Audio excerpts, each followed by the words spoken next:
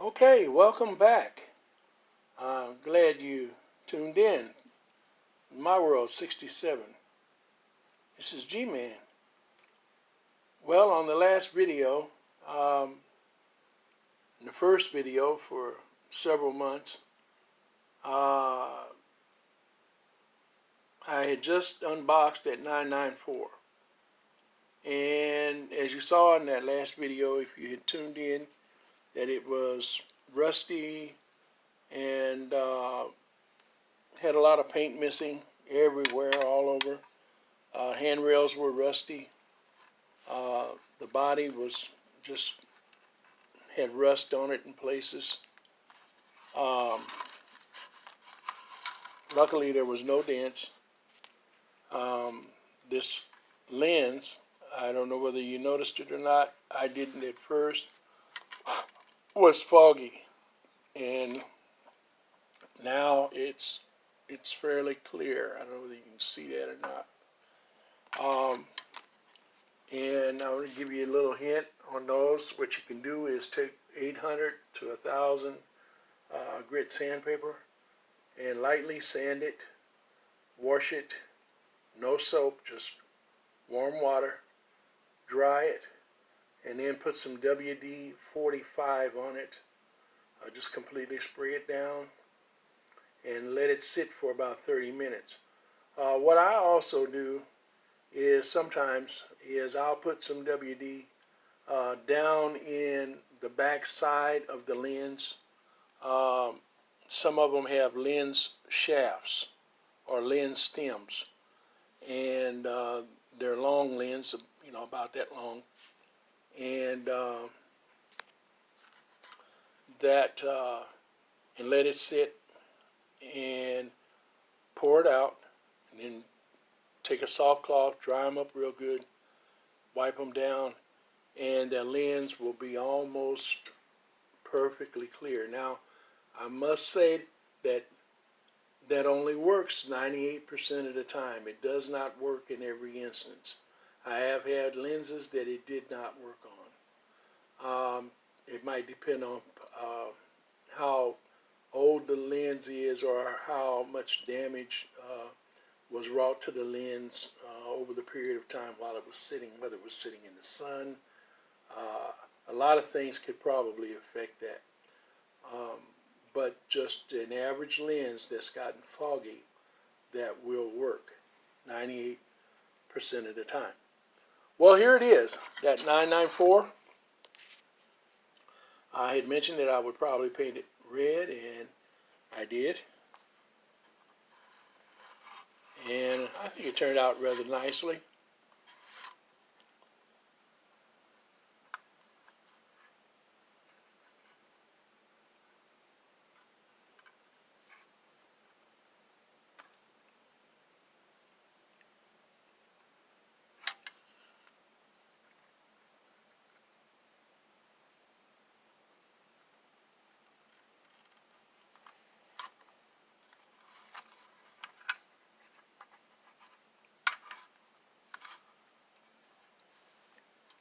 This bell had a little rust on it too, a little caked white powder. We got that off, and I painted the finials, painted them black, and I thought about putting another coat of paint or two on this lens, but I painted these today, and it's very cold here. Now tomorrow is kind of crazy. The weather's kind of crazy. Tomorrow is supposed to be warmer again, but it was 39 degrees almost all day today till around I don't know, 2 o'clock, 4, 5 p.m. Got up to 56. So, and as you know, if you're painting outside, really, really cold temperatures does not agree with paint, especially when you're painting metal, because the metal gets cold. You bring it in from a warm area outside, it gets cold, and it actually gets a little condensation on it sometimes. So you don't want to do too much painting outside when it's really cold. The paint's harder to dry, it doesn't stick. Now I might add that when I paint my trains, my metal trains, especially these older Marx trains and alike, once I put my paint on, I'll let it sit for about 10-15 minutes, and then I'll put it in the oven at 170 for 30 minutes, for a half an hour, and bake that enamel, bake that paint on, and then take it out, let it set about 5 minutes, and I run cold water over the surface. And when you do that, you don't wipe it off right away. You just run that cold water over the surface and let it sit. And let it sit. And that will harden your paint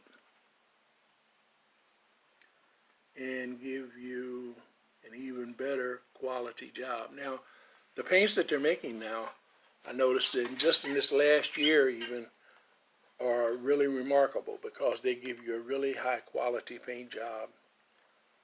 They make even someone who is a novice, who's never painted before in their life, can actually do a really good paint job with the paints. You just take your time. Don't get too close. Okay, so there's the finials. Here's the handrails.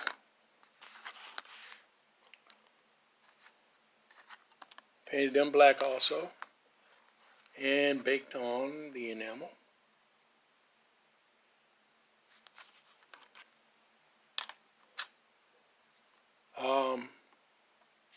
Now in time, after handling, even that baked on enamel will come off. It will flake. But maybe not in my lifetime, unless it has a lot of rough handling. Okay, let me set this back out of the way. The cotter pins are right here, and I did not paint them black. I was going to, and I didn't, and so we're just going to go with them just like they are. Now, the engine, if you saw the motor, and you saw that I did manage to get the motor running, it was sluggish. The gentleman I had bought it from did all it for me before he sent it. He tried to get the motor to move, and he clued me in that the motor would move, but it did not turn well. As a matter of fact, he couldn't hardly turn it with his hands. And so when I got it, as you saw, it was very hard to turn. But now, I tore it apart, I cleaned it, and went all the way through it. The brushes were still good. I was surprised because I figured they was probably wore down, beat to death, but they was actually good. They were still probably 3/4 of the brushes were still there.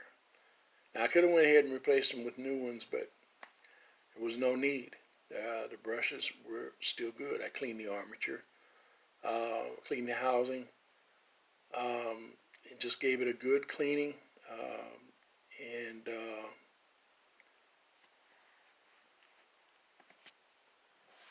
made sure the springs were stout enough. Had to stretch one of them just a little bit. And you see the bottom of it.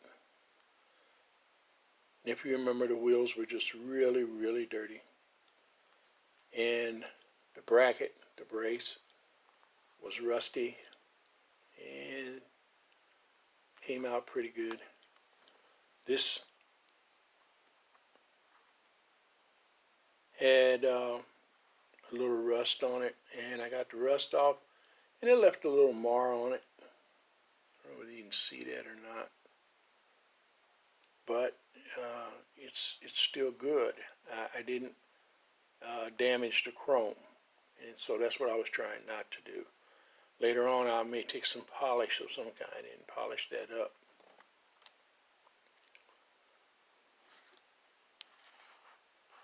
This is the original bulb, by the way, and it does work.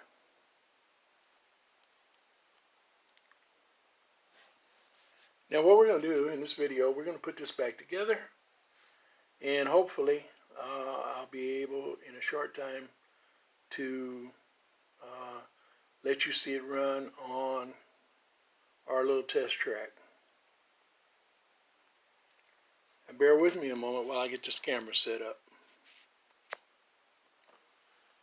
Okay, here we go. I'm going to set these finials aside. And first thing we're going to do is we're going to put these cotter pins back in.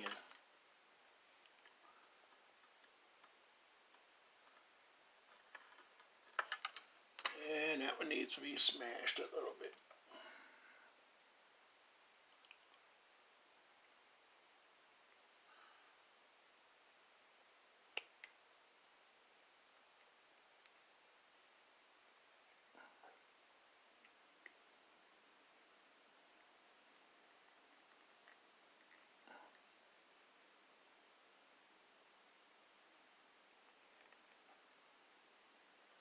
Like that one got a little twisted.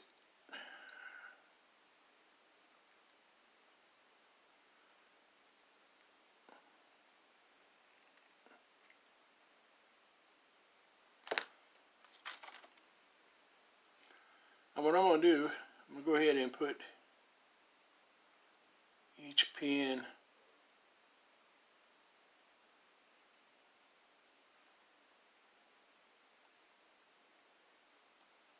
on its respective rail.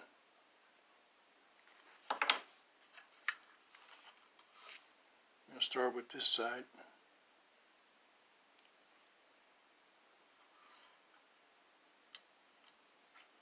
Put it in there first.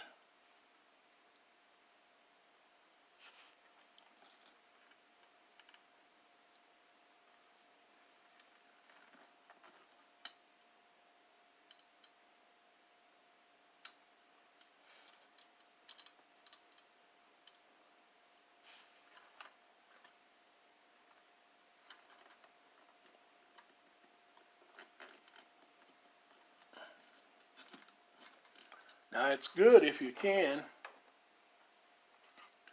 if you have them, which I thought I did have, but I didn't.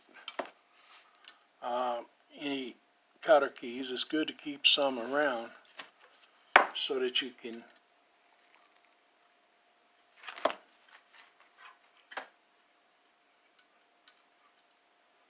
do this without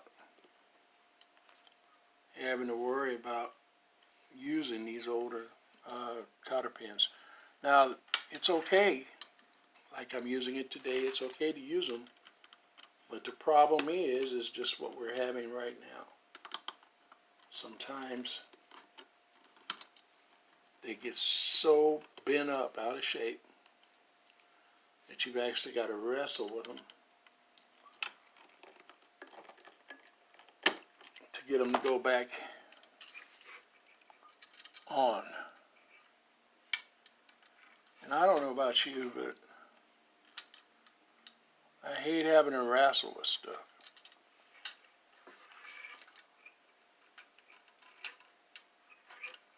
When it's not necessary.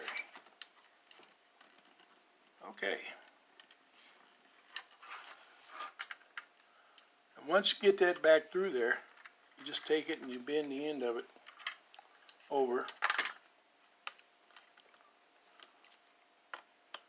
And we're going to get the needle nose pliers for that. They work better. Trying to keep it in front of the camera. This angle. Okay.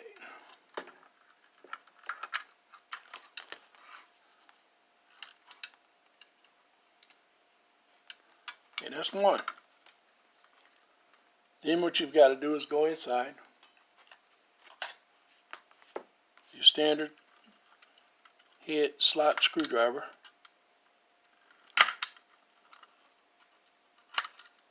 And separate, I don't know if you can see that or not, so get in between that cotter pin, and separate it. Just stick it in there between the two halves and twist it.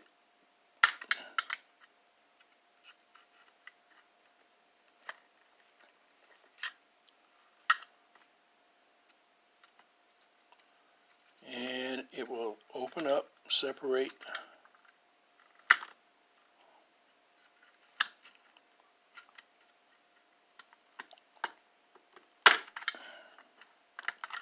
And once it does, you're back in business.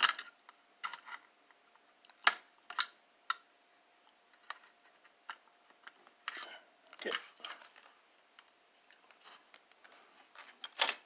We'll do the same thing on this other side.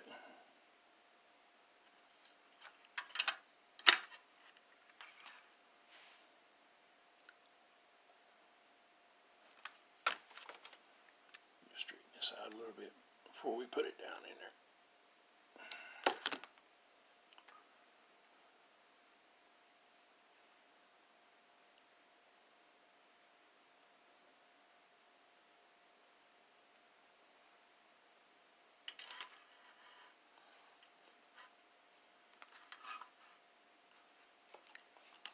Okay.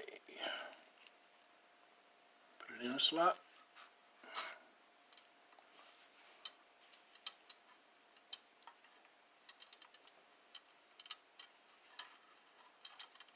Put it in the cotter key. See how nice that one went in?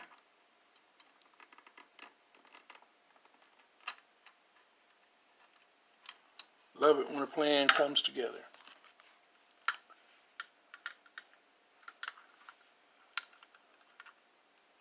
You stick your screwdriver down in there.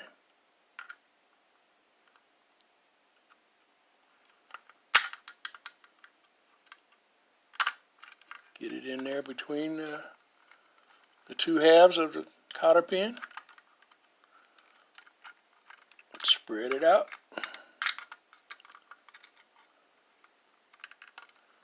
Push one side down one way, the other side down the other way.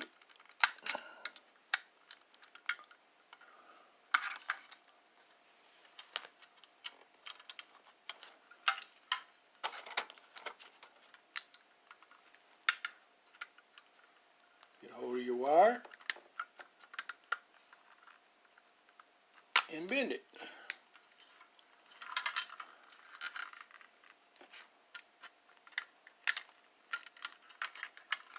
We're going to go back and redo this one. It didn't want to cooperate like that one.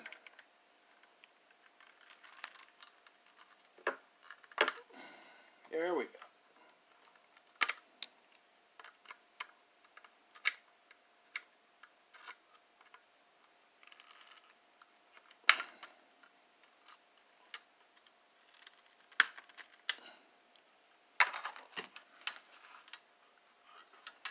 Perfect.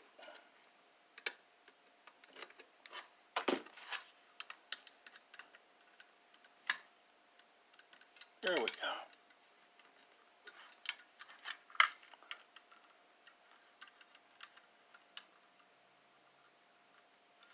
Oh yeah. Gotta flatten this other side out, the cotter pin on it a little more.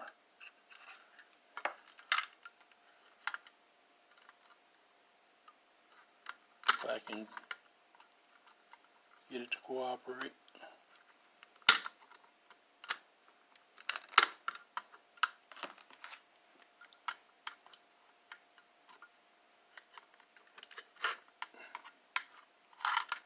Need my smaller needle nose. They're out in the shop, so but that's okay. I mean, it's in place. It's good. Look like just starting to wear on that just a little bit there, where I scratched it a little bit. Take your black marker, touch it up.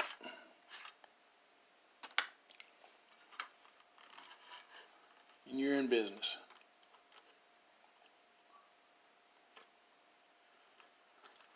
Okay.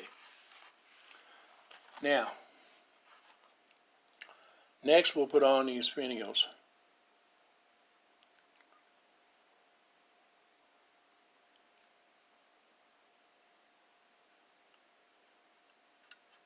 Start with the center one first. And it doesn't make any difference where you start at. That's just what I'm doing.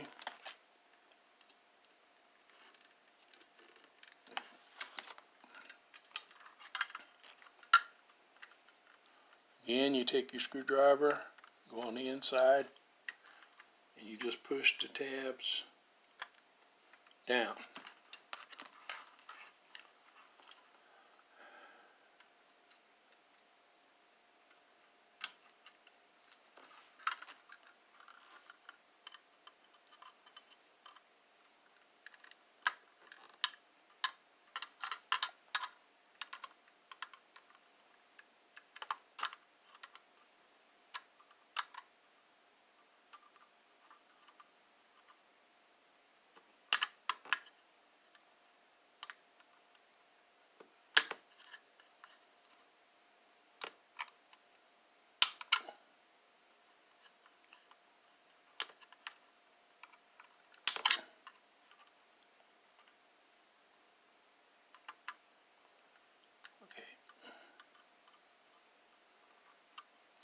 That one was bent, factory bent to the inside of the finial, so that on the inside of the boiler it would have been facing like this into the recess of the boiler. And I didn't want it like that. Like I say, I'd rather have the tab. I don't know whether you can see it or not, but I'd rather have the tab pushed down against the surface of the top of the boiler. It makes it a little easier to replace them or get them out if you have to in the future.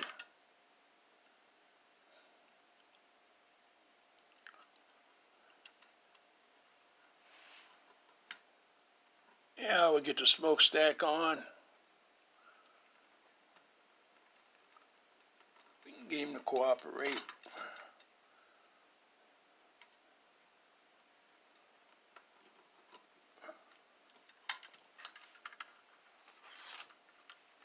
And again, I don't know if you can see that or not, right there.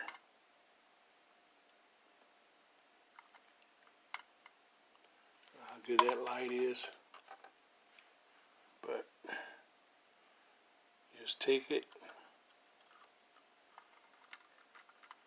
push it down. Make sure you're holding it down fairly tight against it so that it bends at its tightest point. They're going to be a little loose, but they was like that when Marx did them also, so don't worry about it.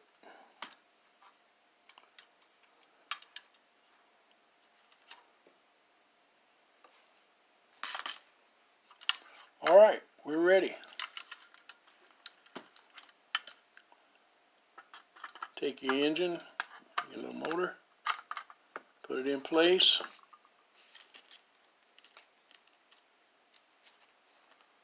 Once again, one of these screw heads was shiny. It looked like it had actually been replaced. And the other one was rusty.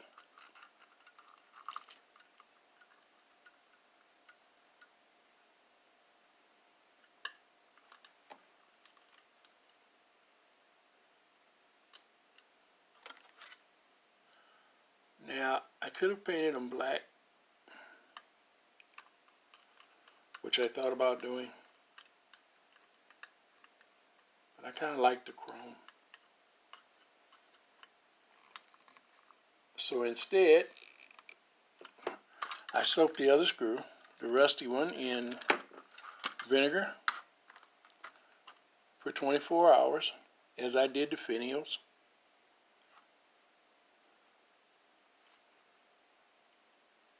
And it's not quite as shiny as the other one, but then I took it out, I used a little steel wool on it, cleaned it up a little bit, and sprayed it down with some WD. And so it doesn't look too bad.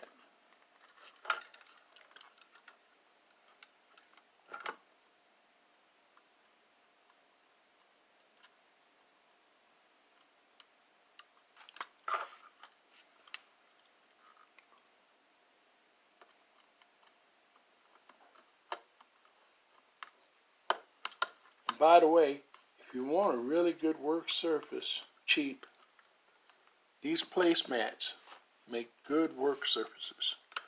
They help protect your paint, keeps it from getting scratched up, and gives you a nice solid but soft surface to work on.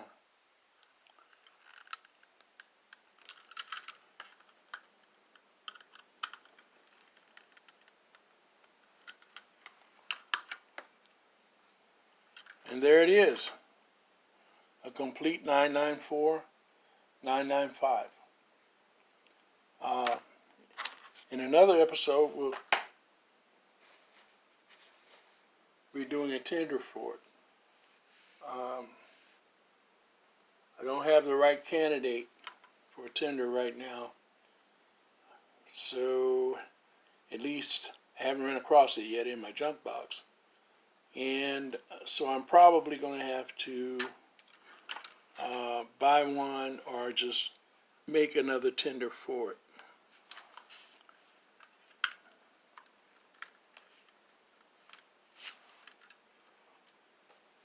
Okay, let me set this aside for a minute.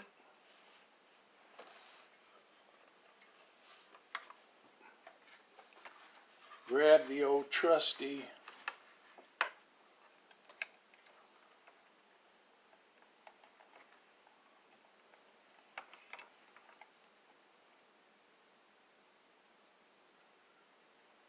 what happened here?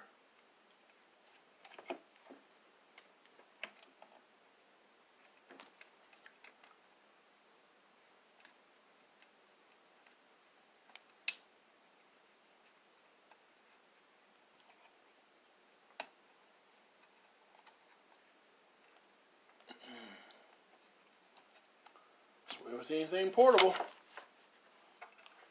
move it around enough, it's start to come apart.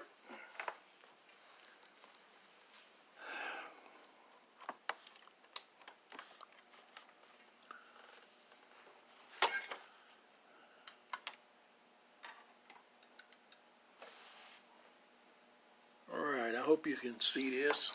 It's kind of like there.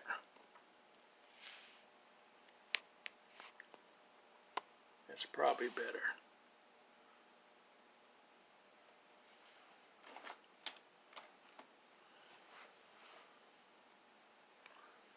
Here we go.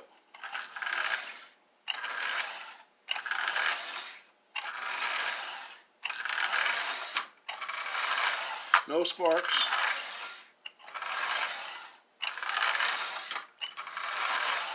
Quiet running, quick response. It pops right off at about 15, 20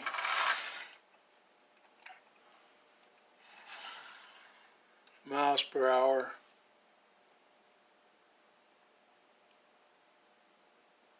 And moves right along. No problems. I would like to show you out on the layout